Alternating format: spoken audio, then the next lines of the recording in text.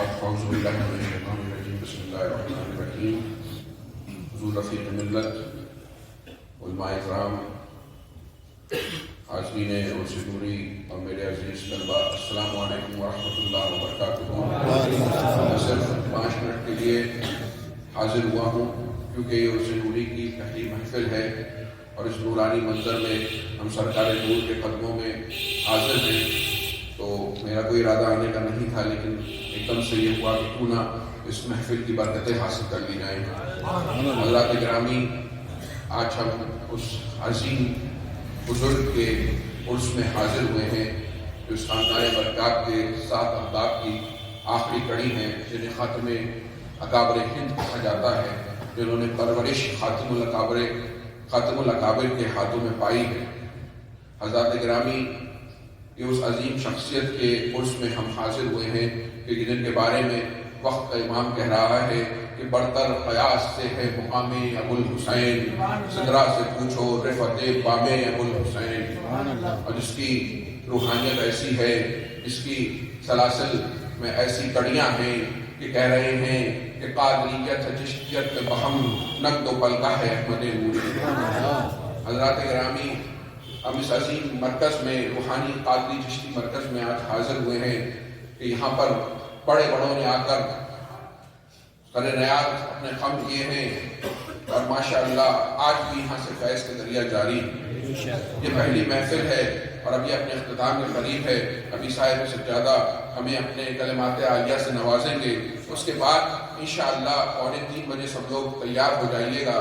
نماز ظہر کے بعد، کھانا تلاوت فرمانے کے بعد ہم سب انشاءاللہ شہر میں وہ قدیمی جلوس لے کر چلیں گے اور انشاءاللہ کچھ جگہوں پر ہمارا وہاں پر ٹھہرنا ہوگا اور وہاں پر جو شہر کے رہنے والے ہیں وہ اس جلوس کا استقبال کریں گے، اور رات کو وہ قدیمی مشاعرہ ہوگا جو تقریباً 100 سال سے ہوتا چلا آ رہا ہے۔ آپ قاری قاسم حبیبی صاحب جیسے شاعر کو سنیں گے، کلیم دانش کو سنیں گے، خالد ندیم بدایونی کو سنیں گے، ڈاکٹر احمد مشتبہ صدیقی کو سنیں گے، شرف ملت کو سنیں گے، اور انشاءاللہ عطیف میاں صاحب بھی تشریف لائیں گے، آپ ان کو سنیں گے۔ خانقاہی مدرسے میں پڑھنے کا یہ فائدہ ہوتا ہے، جو معیاری خانقاہی مدرسے ہوتے ہیں کہ ایک طرف تو آپ کو علم کے دریا اپنے علماء اکرام سے جید علماء اکرام سے، دوسری طرف روحانیت اور فیض بڑھ رہا ہوتا ہے۔ جب آپ اپنی زندگی کے کچھ سال کسی خانقاہی مدرسے میں گزارتے ہیں، میں نے مدرسوں کے بچوں میں دیکھا ہے جو بچے کسی خانقاہی مدرسے پڑھے ہوتے ہیں، ان کے اندر ایک عجیب سی کشش اور ایک عجیب سی روحانیت ہوا کرتی ہے۔ اس کی وجہ یہ ہوا کرتی ہے کہ جو ایک طرف وہ ظاہری علم دین اپنے علماء اکرام سے حاصل کر رہے ہوتے ہیں اور باطنی علم حاصل کرنے کے لیے وہ ان اکابر کے قدموں میں جاتے ہیں، روز بیٹھتے ہیں، تو یہ بڑے اللہ کے نیک بندے ہوتے ہیں، بڑے رحمدل ہوتے ہیں، بہت فیضان بانٹنے والے ہوتے ہیں۔ تو ان کا ایک بار آتا ہے کہ اسے کوئی دیے بنا نہیں چھوڑتے، تو جو روز ان کے در کی حاضر لگائے گا۔ حضرات گرامی، یہ بڑے محبت کرنے والے ہوا کرتے ہیں۔ حضور احسن العلماء کی بارگاہ میں جایا کرو، حضور سید العلماء کی بارگاہ میں جایا کرو، حضور تاج العلماء کی بارگاہ میں جایا کرو، صاحب حسن قاسمی کی بارگاہ میں جایا کرو، نوری میاں کی بارگاہ میں جایا کرو، ان اقطاب کی بارگاہ میں جایا کرو، اور سب سے پہلے اپنے لیے مغفرت طلب کرا کرو۔ دنیاوی چیزیں طلب کرنے سے پہلے سب سے پہلے خدا کی رضا طلب کیا کرو۔ ان کی بارگاہ میں آ کر ان کے رب کو مانگو۔ انہوں نے اپنے رب کے لیے اپنے آپ کو فنا کر دیا، اپنے رب کی خوشی حاصل کرنے کے لیے اپنے آپ کو فنا کر دیا، پھر ان کا یہ مقام ہے کہ ان کو بظاہر اس دنیا سے پردہ فرمائے ہوئے 100 سال ہو گئے ہیں، لیکن آج بھی پورے ہندوستان میں مجمع لگتے ہیں، انہیں یاد کیا جاتا ہے۔ 800 سال سے زیادہ ہمارے حضور خواجہ صاحب ہو چکے ہیں، لیکن آج بھی ہر شہر میں، ہر گاؤں میں، ہر ملک میں، ہر کانٹیننٹ میں ان کے جانے والے انہیں اسی طریقے سے یاد کر رہے ہیں۔ تو ان بارگاہوں میں آیا کرو اور ان سے رب کا قرب حاصل کیا کرو، دلوں کے میل کو دور کرنے کی کوشش کیا کرو ان کی بارگاہ میں، کیونکہ جب تک ہم کسی بزرگ کے آستانے پر نہیں آئیں گے، ان کی جو ہے حاضری نہیں دیں گے، ہم کوشش کریں گے لیکن اتنی آسانی سے ہمارے دل کے میل دھل نہیں پائیں گے، ہمارے دل صاف نہیں ہو پائیں گے۔ ہم علم دین تو حاصل کر لیں گے، لیکن جب تک ہم بزرگان دین کے دامن سے اپنے آپ کو وابستہ نہیں کریں گے، ہم رب کا قرب حاصل نہیں کر پائیں گے۔ تو سب سے پہلے ان کی بارگاہ میں آ کر جو اپنا رشتہ غلامی ہے اسے مضبوط کریے. ان کی بارگاہ میں عرض کیجئے کہ حضرت ہمارے رب سے ہمارا رشتہ مضبوط فرما دے, ہمارے دل کو میل کو دور فرما دے, ہمیں گناہوں سے نفرت کرنے والا بنا دے, ہمیں ایک سچا عاشق رسول بنا دے. ان کی تعلیم ہے, بزرگان دین کی تعلیم ہے کہ سب سے پہلے ضروری علم دین حاصل کریں. تو آپ لوگ تو ماشاءاللہ عالم بن رہے ہیں, باقی برکاتی بھائیوں سے میں بھی گزارش کرتا ہوں کہ سب سے پہلے ضروری علم دین حاصل کریں. تو رات کو آپ کو مشاعرہ سنیں گے.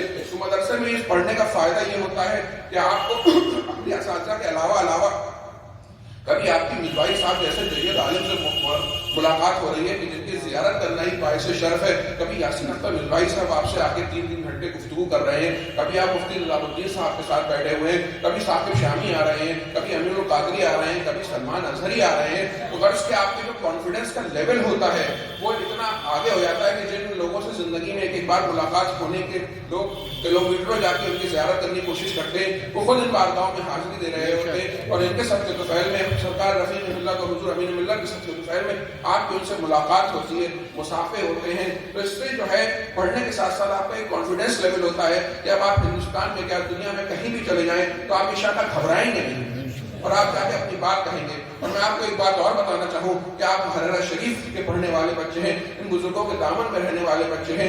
جو بھی آئے اس کی بہت اچھے سے عزت کیجیے, ادب و احترام سے پیش آئیے, لیکن ضرورت سے زیادہ کبھی کسی سے مروب مت ہوئیے گا. ہمیشہ شریعت کی کسوٹی پہ رہیے گا, ہمیشہ شریعت کے دین کی کسوٹی پہ رہیے گا. اگر کوئی کتنا بھی بڑا مقرر ہو, کتنا بھی بڑا کوئی پیر ہو, کتنا بھی بڑا, لیکن آپ ماشاءاللہ آپ کوئی خالی نہیں ہے. آپ کو ماشاءاللہ آپ کے اس اساتذہ گرامی آپ کو وہ جام پلا رہے ہیں, آپ کو حضور رفیق ملت اور امین ملت کی قربت حاصل ہے.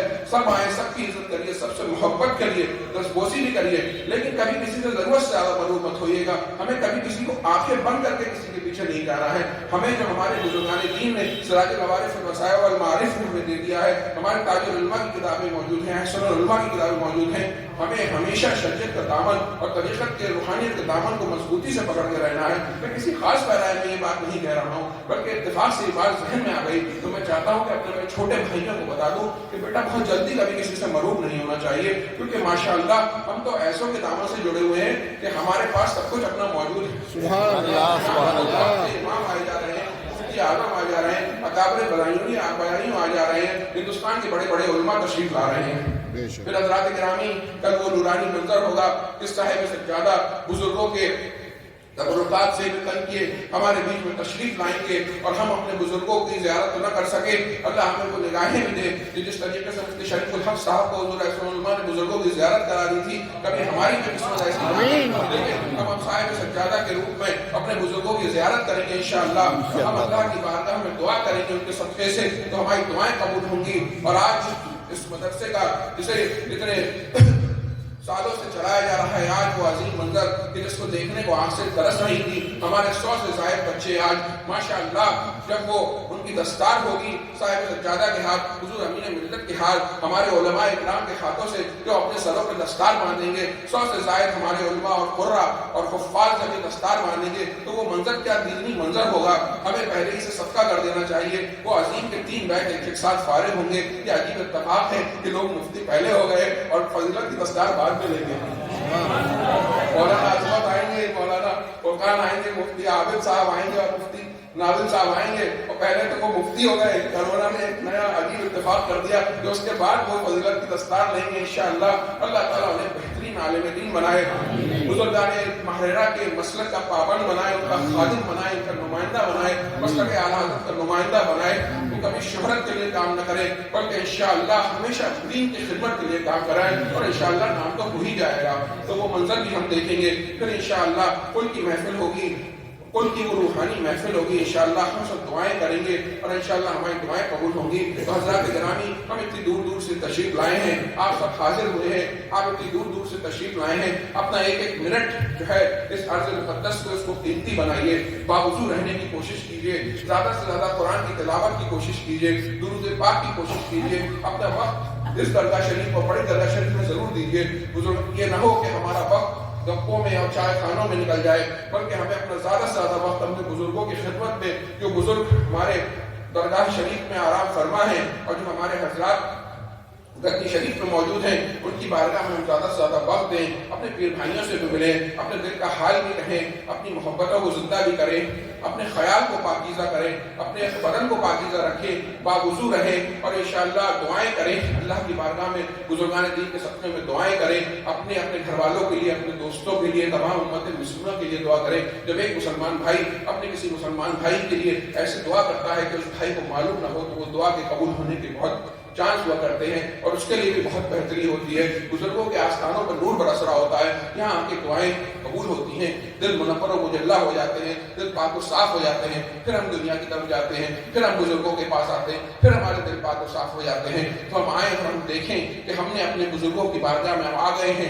اب ہم کس طریقے سے اپنے دلوں کو صاف کر کے یہاں سے جائیں گے۔ اللہ تعالیٰ آپ کو سلامت رکھے، یوں ہی آنے والے آتے رہیں اور یوں ہی یہ محفلیں سجتی رہیں، صاحب سجادہ کی عمر میں برکت ہو، ہمارے علماء کے کمال میں جمال میں برکتیں ہوں۔ اللہ تعالیٰ آپ کو سلامت رکھے، اس کے لیے دعا کریں کہ بخیر و خوبی انجام پائے۔ السلام علیکم ورحمۃ اللہ وبرکاتہ۔